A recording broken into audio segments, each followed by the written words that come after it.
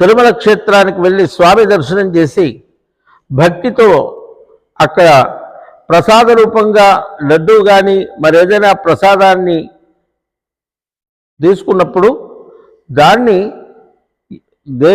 దేశంలో ఏ మూలకి వెళ్ళినా, ఢిల్లీ వెళ్ళినా, దేశాంతరం వెళ్ళినా 10 రోజులు, 12 రోజులు, 15 రోజుల వరకు చాలా స్వచ్ఛంగా, పరిమళభరితంగా, చాలా రుచికరంగా ఉండేది. సుమారుగా ఒక 4-5 సంవత్సరాలుగా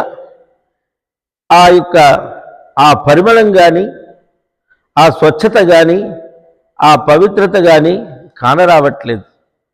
తిరుమల నుంచి ఇంటికి వచ్చేలోపే 2 రోజుల్లోనే దాని యొక్క ఆ ఫ్రెష్నెస్ పోతున్నది.